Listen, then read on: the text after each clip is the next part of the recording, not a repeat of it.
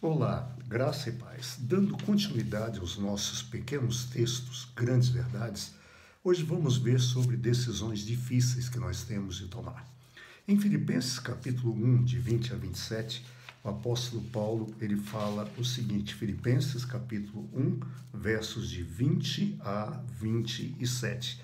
O apóstolo Paulo ele diz, aguardo ansiosamente e espero que em nada serei envergonhado, ao contrário, com toda a determinação de sempre, também agora, Cristo será engrandecido em meu corpo, quer pela palavra, quer pela morte. Porque para mim o viver é Cristo e o morrer é lucro. Caso continue vivendo no corpo, terei fruto do meu trabalho, e já não sei o que escolher. Estou pressionado nos dois lados. Desejo partir e estar com Cristo, que é muito melhor. Contudo, é mais necessário, por causa de vocês, que eu permaneça no corpo. Convencido disso, sei que vou permanecer e continuar com todos vocês para o seu progresso e a sua alegria, a fim de que, pela minha presença, outra vez a exultação de vocês em Cristo Jesus transborde por minha causa.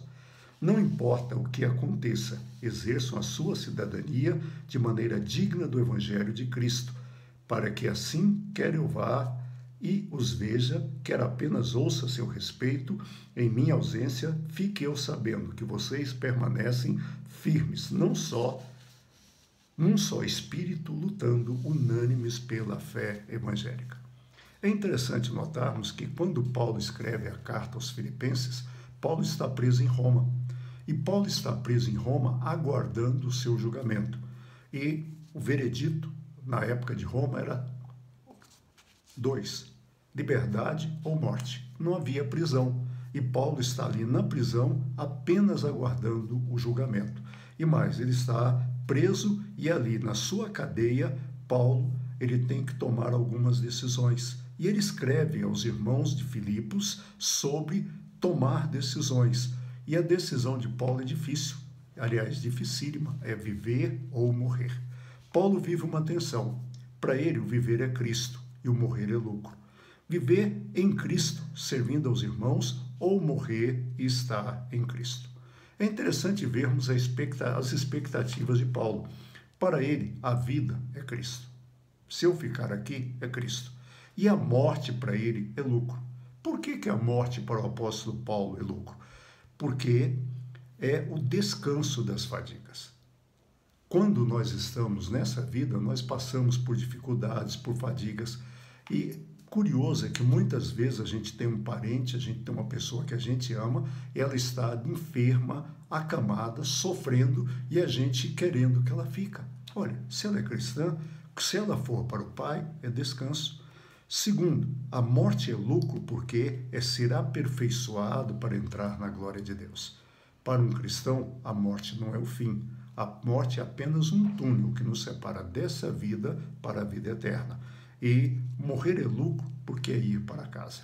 Eu me lembro de uma irmã que a gente tinha aqui na igreja, ela fez hemodiálise por 22 anos, se não me falha a memória.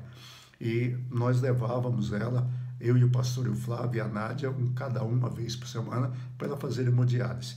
E ela, quando ela piorava, ela falava, pastor, eu já cheguei até a ouvir o senhor falando. Ela não morreu, ela foi para casa. E é isso, o cristão, ele não morre, ele volta para casa, ele vai para casa. E é interessante, o pastor Hernandes Dias Lopes tem uma frase, ele diz o seguinte, o cristão não foge da vida, nem teme a morte. Ele abraça a vida e a morte com a mesma empolgação. Na vida, Cristo está com ele. Na morte, ele está com Cristo. Na vida, ele realiza a obra de Cristo. Na morte, ele desfruta a glória de Cristo.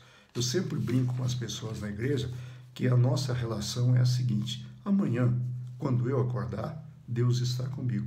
E se eu não acordar, eu estou com Deus. Qual é o significado da morte? Primeiro, ficar livre de um fardo.